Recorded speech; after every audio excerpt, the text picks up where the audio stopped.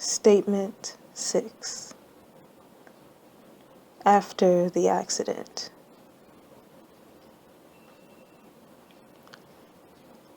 I've always been very independent. I told myself when I left for college, I wouldn't go back home. And I meant that with sincerity. And I felt that I could accomplish that because I've always made a way. And I really didn't want to go back to a place where I felt trapped. So I found a job, then another, to support myself over my first college summer. I found an apartment on Craigslist. I learned how to pay bills. I learned how to take the public transportation to get groceries. I learned to wake up at 5 a.m. every work morning and walk or jog to my place of work by 6 a.m. I learned how to work a shift at one job, then work a shift at another. That summer, I taught myself how hard I could hustle.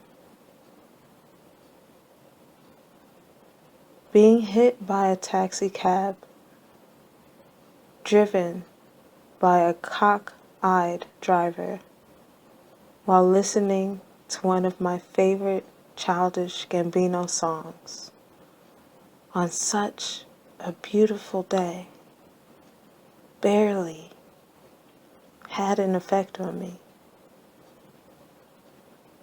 I walked all the way home by myself.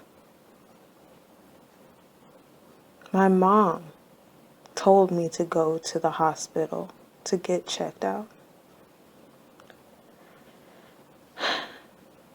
I was fine, but she still called me every hour to make sure I didn't fall asleep in case I had a concussion they didn't notice. The only thing I had to worry about that day was calling the animal clinic that I was planning to interview for and tell them what happened and that I couldn't make it. I was excited for that position.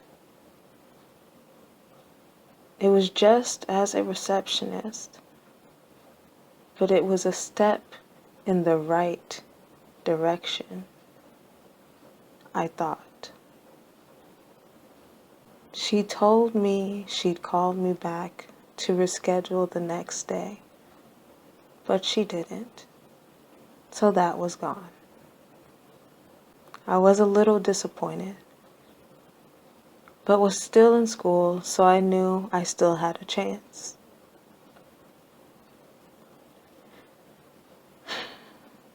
Summer ended. I moved back to the dorms. I found an internship volunteer opportunity at the campus animal clinic oncology department.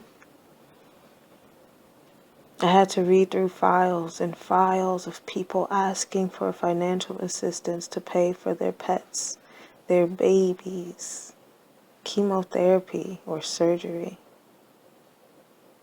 It was sad. I had to watch and prep little and big dogs through this process. It was unsettling.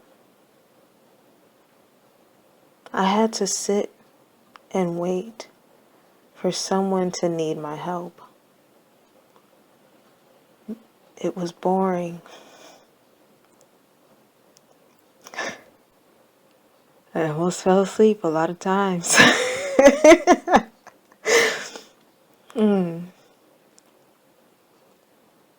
had to watch a man come in with a German Shepherd that had a broken leg and hear him say, "I found this dog. I don't know what to do with it. I brought him in so maybe you can put it down or something." It was infuriating. And I realized, this isn't for me. I hadn't felt any joy in this place. It was a job place. It was where my future was going, and I didn't want it.